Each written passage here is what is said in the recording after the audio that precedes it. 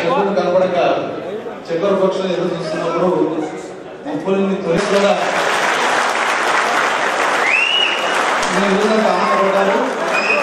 Important it is in the development of any state.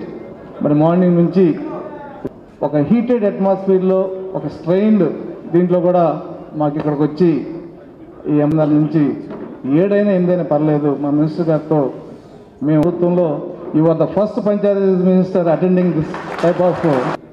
జనరల్గా ఇటువంటి సమావేశాలకు వచ్చినప్పుడు కొన్ని డిమాండ్లు అడగటం అంటే డిపార్ట్మెంట్ సెక్రటరీ చూసుకుంటే 32 డిపార్ట్మెంట్లు ఉన్నాయి సార్. ఇంజనీరింగ్ డిపార్ట్మెంట్లో panchayat department service rules in the engineering services making difference between the engineers with diploma graduation. పని విషయం అంతా ఒకటే. ఇవాళ మీకు తెలుసు 3000 కిలోమీటర్లు సీసీ రోడ్లు వేయటం ఈ సంవత్సరం సీఎం గారు సార్. మరి ఇంత పెద్ద హ్యూజ్ టాస్క్ని వాళ్ళు complete life can be understood by attending this meeting even waiting for 10 hours delay. ఉద్దేశం ఏంటంటే ఒక పాజిటివ్ యాటిట్యూడు, ఒక విజనరీ లీడర్షిప్ అదృష్టంగా మేము భావిస్తున్నాం. అలాగే ద టీమ్ మా ప్రెసిడెంట్ సెక్రటరీ కానీ ఈఎన్సీ గారు సరే ప్రభుత్వం లెవెల్ ఉన్నారు కాబట్టి మీరున్నారనే ధీమా, మీరున్న ధైర్యంతో మరి ఈ విషయంలో గాను చక్రపక్షికి వినేలు ఎలా ఆనందం కలిగిస్తుందో మీ మాటల్లో వాళ్ళకి వినులు విందుగా వినే అవకాశం మీరు కల్పిస్తారని ఆశిస్తూ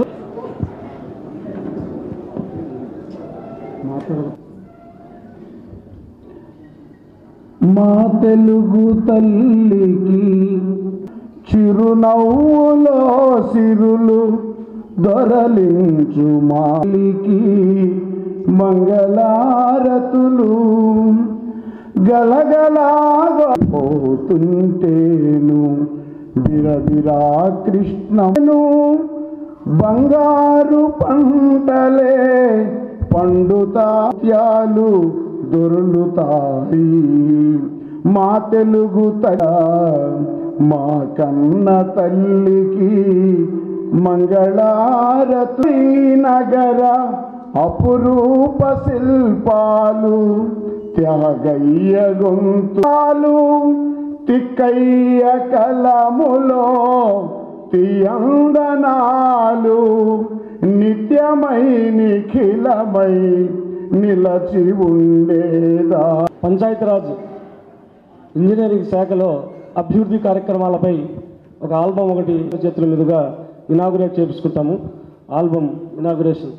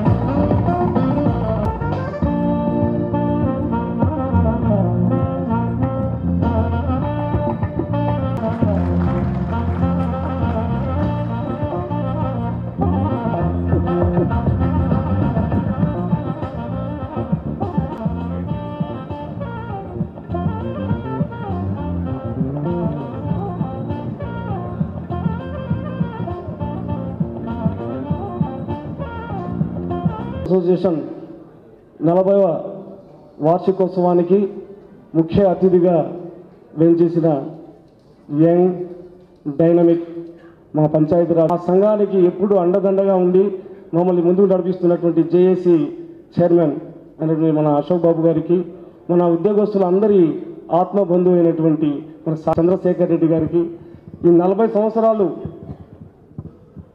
ఈ మన అసోసియేషన్ పురోగతి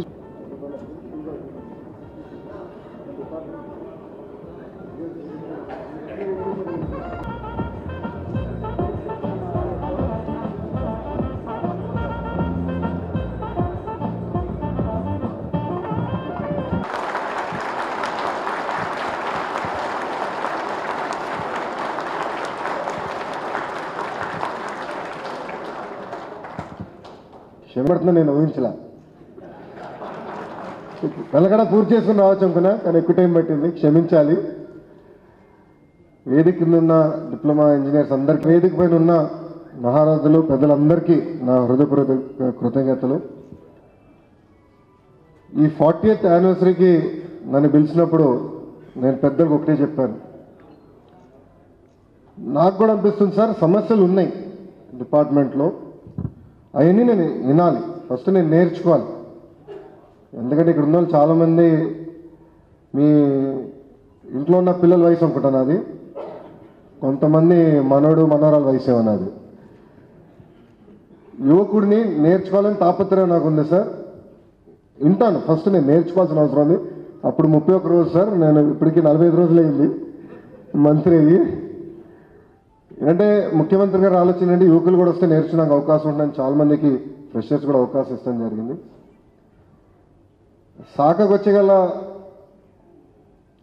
చిన్నప్పుడు నేను గ్రామాలు కొట్టి, మన పల్లెటూరులు కొట్టి ఎండాకాలం సెలవులకు వెళ్ళేవాడిని. పుట్టి పెరిగింది హైదరాబాద్లో. మా గ్రామం నారవారిపల్లి అనేక దశల వారీగా అభివృద్ధి ఎటు చెందిందో నాకు తెలుసు. ఎందుకంటే ఊరికి వెళ్ళినప్పుడు, పండుగలకు వెళ్ళినప్పుడు ఏదో ఒక పని చేస్తాం అలవాటు మాకు, ఇదని అదని ఏదో చేసుకుంటూ వచ్చాం. కానీ మా నాన్నగారు ఎప్పుడు అనేవారు, పల్లెటూరికి సేవ చేస్తే పరమాత్ముడికి సేవ చేసినట్లే అని. సో ఎప్పుడైతే ముఖ్యమంత్రి గారు ఆలోచన నన్ను మంత్రివర్గంలో తీసుకోవాలని ఒక ఆలోచన వచ్చినప్పుడు ఆయన నన్ను అడుగుతాం జరిగింది, ఏ శాఖ తీసుకుంటాను అని. ఆ రోజు తెలియలే ఇంత పని ఉంటుందని. సో పంచాయతీరాజ్ గ్రామీణ అభివృద్ధి ఇవ్వండి సార్, దాంతోపాటు ఐటీ కూడా జోడించండి సార్, ఏముంది నేను చేయగలుగుతాను యువకుడిని అనుకున్నా. కూస్త కాస్త చేస్తానని నేను అనుకుంటున్నాను. ఇప్పుడు 45 రోజులు అయింది. కానీ ఒకటి వాస్తవంగా మనసారా నేను చెప్పాల్సింది ఏంటంటే, నేను ఎప్పుడు ఊహించలా ఇంత అభివృద్ధి మనం చేయగలం, చేశామని. ప్రపంచానికి ఇంకా తెలియదు, నన్ను అడిగితే వాస్తవంగా ప్రపంచానికి తెలియదు. యావత్ భారతదేశంలోనే ఏ రాష్ట్రం చేయని విధంగా మనం ఈరోజు గ్రామీణ అభివృద్ధి చేసుకున్నాం. అది కూడా innovative model. 14th finance commission కింద వచ్చిన డబ్బులు SDF ఇవన్నీ నరేగాతో అనుసంధానం చేసి ఖర్చు పెడుతున్నది వెరీ వెరీ ఇన్నోవేటివ్. ఇక్కడ ఇంకో విషయం చెప్పాలి, మంత్రి అయిననే కేంద్రంలో గ్రామీణ అభివృద్ధి మంత్రి నా ఈక్వలెంట్ అక్కడ తోమర్ గారికి ఫోన్ చేశాను. ఫోన్ చేస్తే నవ్వుతాడు, ఎస్ యంగ్ మ్యాన్, నీ గురించి విన్నాను, కానీ నువ్వు కూడా మీ నాన్నలాగా నన్ను ఇబ్బంది పెట్టద్దు అన్నాడు. వాస్తవంగా నాకు అర్థం లేదు, ఇబ్బంది ఏంటి సార్, ఆయన ఎప్పుడు వచ్చినా డబ్బులు పట్టుకెళ్తూ ఉంటాడు. మీ పాపులేషన్ 4.8% భారతదేశంలో, కానీ 9.2% నిధులు మీరు పట్టుకెళ్ళిపోయారు నరేగా కింద. కొంచెం స్లో అంటే నేను అవుతా చెప్పాను, సార్ మాకు ఎక్కువ టార్గెట్లు ఇస్తారు, 12% వస్తాను సార్ ఈసారి అని అవుతాను. కానీ వాస్తవంగా నేను రివ్యూ చేసినప్పుడు, నేను 3-4 జిల్లాలు ఇప్పటికీ ఫీల్డ్ విజిట్స్ చేశాను. ఎవ్వరూ ఊహించిన విధంగా పట్టణాలు ఎట్లయితే అభివృద్ధి చెందుతాయో అదేవిధంగా గ్రామాలని మీరు ఈరోజు అభివృద్ధి చేస్తున్నారు. నేను నవ్వుతాను సార్తో, మీరు ఇట్లా చేస్తా పోతే ఇంకా విలేజ్ టూరిజం వచ్చేసి గ్రామాల్లో కొంచెం ఎకనామిక్ యాక్టివిటీ మటు క్రియేట్ చేస్తే ఎవరు గ్రామాల్లో వదిలి పల్లెటూరు మన పట్టణాలకు రారు సార్. ఎందుకంటే సిమెంట్ రోడ్లు ఏమి, అంగన్వాడీ బిల్డింగ్స్ ఏమి, బరియల్ గ్రౌండ్స్ ఏమి, మీరు ఏ కార్యక్రమం అండర్ గ్రౌండ్ డ్రైనేజ్ ఏమి, పైలట్ ప్రాజెక్ట్స్ మన అండర్ గ్రౌండ్ డ్రైనేజ్ నేనే చూసాను. చాలా ఆశ్చర్యేసింది, అన్ని ఇంత బాగా చేయొచ్చు మనం అన్న ఒక ఆలోచనతో నేనే ఆశ్చర్యపోయాను. నేను ఇక్కడ మీ ముందర నిలబడింది ఎందుకంటే నాకు ఒక ఆశ ఉంది, నాకు కోరిక ఉంది. యువకుడిని 2 సంవత్సరాల్లో ఎవరు ఊహించిన విధంగా గ్రామాలను అభివృద్ధి చేయాలన్న ఏకైక కోరికతో నేను మీ ముందరున్నా. మీరందరూ అనొచ్చు, స్వాతంత్రం వచ్చిన దగ్గర నుంచి రోడ్లు ఇంకా వేసుకుంటూ పోతున్నాం గ్రామాల్లో, నువ్వేంటి కుర్రోడు 2 సంవత్సరాల్లో చేస్తావని మీరందరూ అనుకోవచ్చు.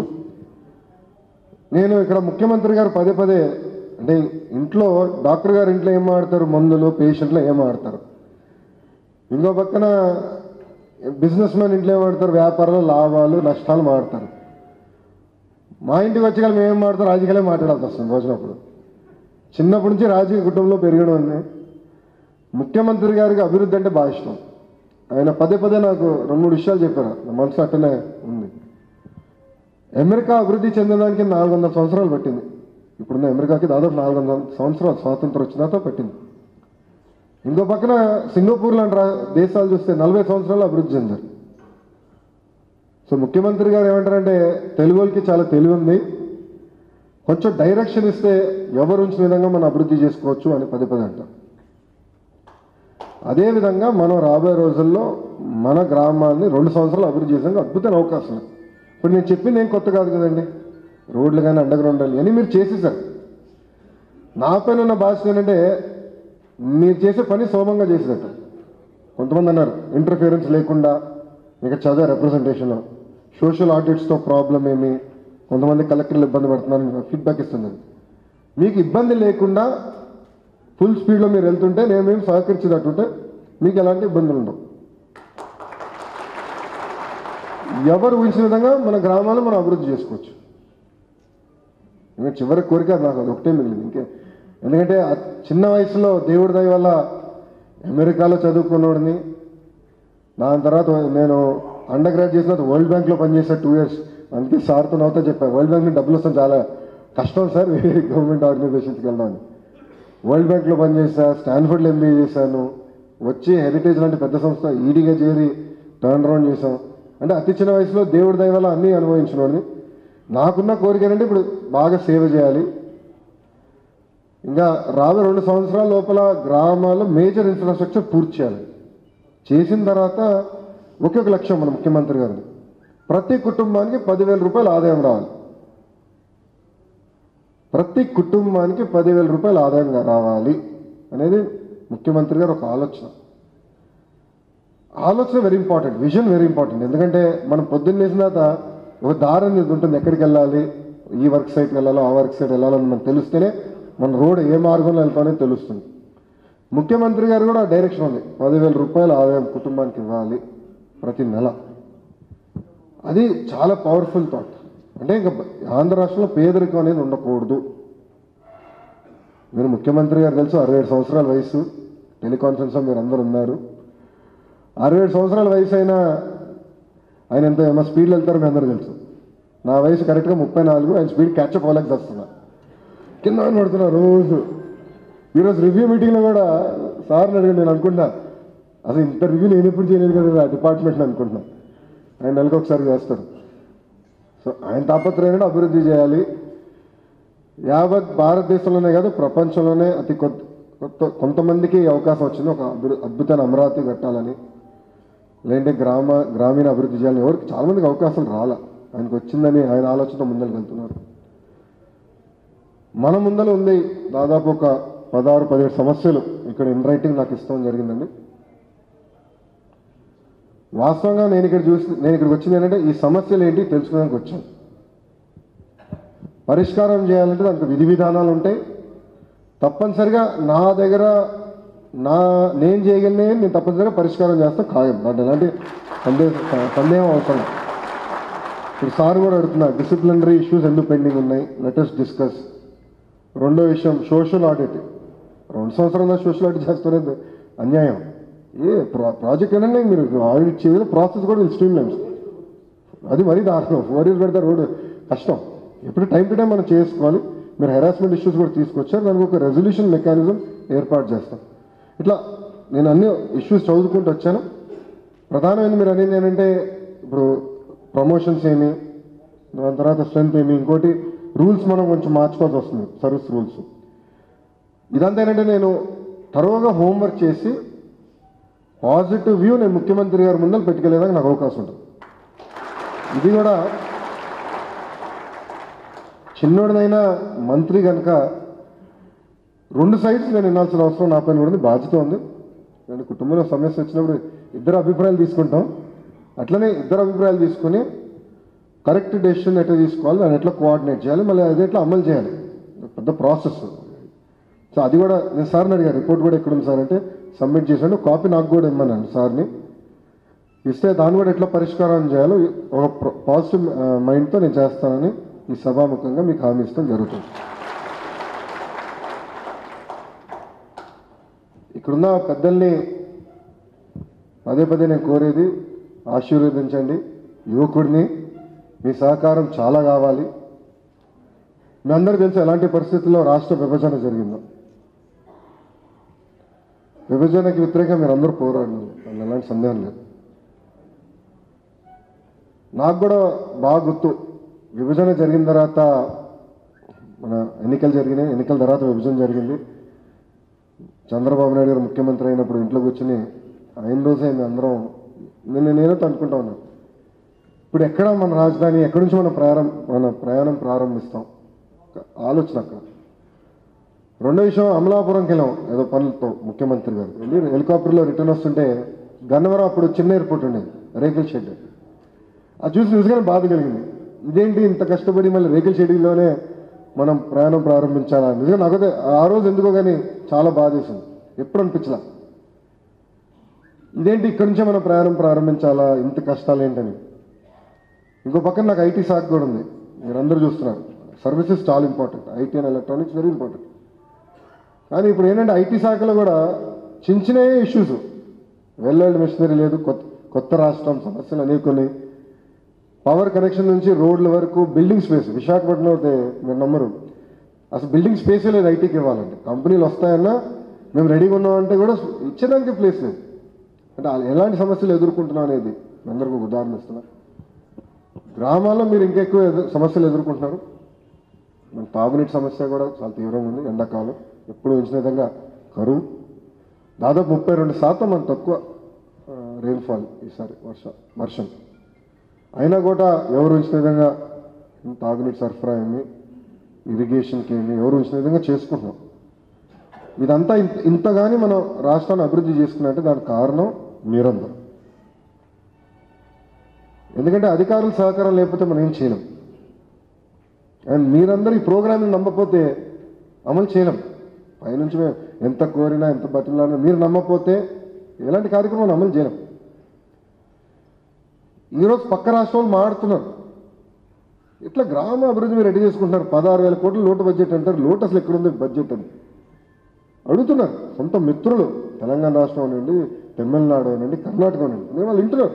అది పేపర్లు రాస్తేనే ఇవన్నీ ఇంత బాగా అభివృద్ధి జరుగుతుందంటే మీ అందరి సహకారం. లేదంటే ఇంత అభివృద్ధి మనం ఎప్పుడు చేసుకోలేం.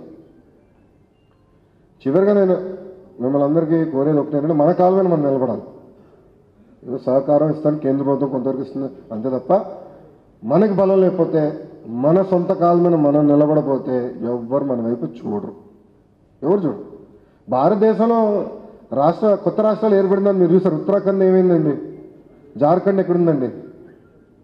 ఉత్తరాఖండ్ నాకు బాగా గుర్తు. అప్పుడు వరదలు వచ్చినప్పుడు అప్పుడు ప్రతిపక్ష నేత ఉన్నప్పుడు ఆయన వెళ్ళారు ఉత్తరాఖండ్. వెళ్ళొచ్చినా ఆయన చెప్తున్నారు ముఖ్యమంత్రి గారు ఆఫీస్ ఎలా ఉండేది, సెక్రటేరియట్. ఈ రోజు కూడా ఉత్తరాఖండ్ సెక్రటేరియట్ రేకుల షెడ్ నుంచి పరిపాలన చేస్తారు. సో మన బలం మన సొంత కాలం మీద నిలబడిపోతే ఎవరు రారు అందుబాటులో. చాలా అద్భుతంగా చేశారు గత 3 సంవత్సరాలు. ఇంకా 2 సంవత్సరాలు మన గ్రామీణ అభివృద్ధి ఎప్పుడు ఉంచిన విధంగా చేసుకోవాల్సిన అవసరం ఉంది. నిరంతరం నా సహకారం ఉంటుంది. నేను ఈఎన్సీ గారు కూడా మొదటి మీటింగ్లో నేను 2-3 విషయాలు చెప్పాను సార్ కూడా. నా సైడ్ నుంచి ఎలాంటి తప్పు చేయమని ఉండదు ప్రెషర్. ఎందుకంటే నా డిక్షనరీలో అది లేదు, అవసరం కూడా లేదు నాకు. దేవుడి దయ వల్ల హెరిటేజ్ పెట్టి 20 సంవత్సరాలు అయిపోయింది, 2.5 దశాబ్దాలు అయిపోయింది. బ్రహ్మి సంపాదిస్తూ ఉంటే నేను ఖర్చు పెడతా ఉంటా. సో దేవుడు నాకు అదృష్టం ఇచ్చాడు. బ్రహ్మి కట్టి క్రెడిట్ కార్డు నాకు ఇచ్చారు కనుక నాకు పెద్ద ఇబ్బంది ఏం లేదు. సో నాకేనంటే నా కోరిక ఏంటంటే ఎప్పుడు లేని విధంగా అభివృద్ధి చేసుకోవాలి. నేను అదే ఈఎన్సీ గారు కూడా చెప్పాను. ఇప్పుడు మనం హైలైట్ అవుతాం డిపార్ట్మెంట్. నేను ఒక పదం అట్టి చేస్తేనే పెద్ద ఇష్యూ చేస్తున్నాను. ఎక్కువ ఫోకస్ వస్తుంది డిపార్ట్మెంట్కి కూడా. నేను సార్ కూడా చెప్పాను, సార్ ఫస్ట్ 100 days మనకి ట్రాప్ కూడా చేస్తారు, అందరినీ అప్రమత్తంగా ఉండమనండి, అన్ని రకాలుగా మన ఇబ్బంది పెడతారని. దయచేసి మనందరం కూడా అప్రమత్తంగా ఉండాలి. ఫీల్డ్లో అన్ని రకాలుగా ఇబ్బంది పెట్టడానికి ఇంకా అధికార పార్టీ అన్నప్పుడు ప్రతిపక్ష పార్టీ అనేది ఉంటుంది. నా పైన ఫోకస్ ఎక్కువ పెట్టే దాంట్లో మళ్ళీ మిమ్మల్ని ఇబ్బంది పెట్టడానికి ప్రయత్నిస్తారు. దయచేసి మీరందరూ అప్రమత్తంగా ఉండాలని కోరుకుంటూ, చివరిగా మీరు ఇచ్చిన డిమాండ్స్లో 17 కరెక్ట్గా 17 డిమాండ్స్ ఉన్నాయి. 17 డిమాండ్స్. డిమాండ్ బై డిమాండ్ నేను ఒకసారి రివ్యూ చేసుకుంటాను. ఎందుకంటే అన్నిటిపై నేను ఈరోజు హామీ ఇస్తాం కరెక్ట్ కాదు. నేనంతా తెలుసుకోవాల్సిన అవసరం చాలా ఉంది. ఈ 17 డిమాండ్స్ పైన నా కమిట్మెంట్ ఏంటంటే నేను అన్ని పర్సనల్గా నేను రివ్యూ చేసి నేను చేయగలిగిన నా లెవెల్లో నేను క్లియర్ చేస్తాం ఖాయం. నేను అదే ఒక్క ఫైల్ పెండింగ్ ఉండదు. కొంచెం లేట్గా క్యాచప్ అయినా నేను స్పీడ్గా వెళ్ళిపోతాను. దాని తర్వాత నా దగ్గర కరెక్ట్గా ఈరోజు ఒకే ఒక ఫైల్ ఉంది నా ఈ ఆఫీస్లో, సింగిల్ ఫైల్. నేను నా దగ్గర ఏ ఫైల్ పెండింగ్ పెట్టుకోను. నేను క్లారిటీ అడుగుతాను, డెసిషన్ ఇచ్చేస్తాను. నాలో ఆ క్లారిటీ అయితే మా నాన్నగారు నాకు ఇచ్చారు. సో ఈ విషయంలో కూడా ఏంటంటే నేను చేయగలిగినంత నేను immediate first phase I will clear. రెండో విషయం సర్వీస్ రూల్స్ వచ్చగల నేను 2 సైడ్స్ తీసుకుని వ్యూ కూడా తీసుకుని దాన్ని ఎట్లా పరిష్కారం చేయాలి ముఖ్యమంత్రిగా. ఎందుకంటే కొన్ని విషయాలు ముఖ్యమంత్రి గారే నిర్ణయం తీసుకోవచ్చు, మంత్రిగా ఆయన అభిప్రాయం ఇవ్వచ్చు, గట్టిగా చెప్పచ్చు. అంతవరకే నేను చేయగలుగుతాను తప్ప ఎండ్ ఆఫ్ ది డే ముఖ్యమంత్రి ఆయన ఒక నిర్ణయం తీసుకోవాల్సిన అవసరం. తప్పనిసరిగా దానికి నేను సహకరిస్తానని ఈ సభాముఖంగా మీ అందరికి హామీ ఇస్తూ, మీ సైడ్ నుంచి ఒకరిని మీరు నామినేట్ చేస్తే నాకు కొంచెం కోఆర్డినేషన్కి సో ఒకరుంటే నాకేంటంటే కొంచెం ఈజీ అవుతుంది. జనరల్గా ఏంటంటే ఇష్యూస్ ఉన్నప్పుడు ఏంటంటే దశల వారీగా వస్తారు, అప్పుడు కన్ఫ్యూజన్ అవుతూ ఉంటారు నాకు. అట్లా కాకుండా ఎవరినో ఒక్కరు నామినేట్ చేస్తే మీ సైడ్ నుంచి we will take it up personal చేస్తే మనం ఒక టైం బౌండ్ ప్రోగ్రామ్ పెట్టుకుని ఎట్లా చేయాలి చేద్దాం. దాంట్లోకి ఎలాంటి అంబిగేట్ లేదు. ఇది చెప్తూ నేను సెలవు తీసుకుంటున్నాను. జై హింద్. చెప్పాలి ముఖ్యమంత్రి గారు ఏంటంటే అన్ని డిపార్ట్మెంట్స్ దాదాపు బయోమెట్రిక్ తీసుకొస్తున్నారు. ఎందుకంటే కొంతమంది అందరు చేస్తున్నారు అట్లా, కొంతమంది ఉంటారు, ఒక 2-3 ఉంటారు ఎవరైతే అటెండెన్స్ ఎవరో ఇబ్బందికరంగా ఉంటుందనేది.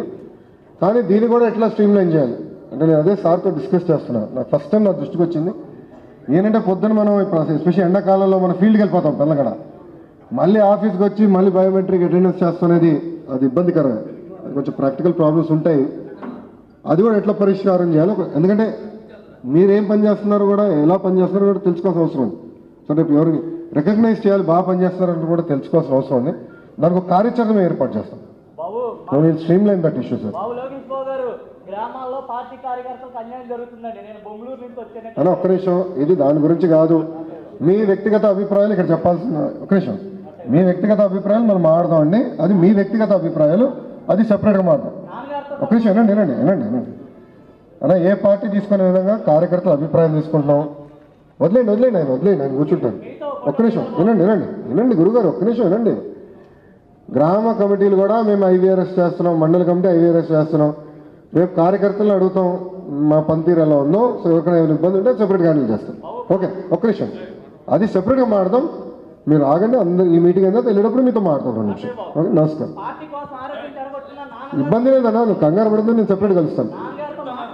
గురుగారు ఆయన వదిలేసేయండి, ఆయన వెళ్తారు. ఇబ్బంది మీటింగ్ అయిన తర్వాత నేను దిగుతా. ఒక్క నిమిషం, ఇబ్బంది ఏం లేదు. మీటింగ్ అయినా తప్పనిసరి కలిసి వెళ్తాను. సో ఒక్క నిమిషం, బయోమెట్రిక్ విధానం కూడా నేను రివ్యూ చేస్తాను. దాన్ని ఎట్లా స్ట్రీమ్ లైన్ చేయాలో నేను కూడా సార్తో డిస్కస్ చేసి వీళ్ళు కోఆర్డినేట్ చేసి మీకు వస్తాను. మిమ్మల్ని ఇబ్బంది పెట్టాలని ఆలోచన లేదు. కానీ ఏంటంటే ప్రాసెస్ అనేది ఏర్పాటు చేయాలి కనుక చేసి చేద్దాం. Thank you. మంత్రి గారు సన్మానం చేస్తున్నారు. మన 40 సంవత్సరాల వార్షికోత్సవం మెమోంటోని కూడా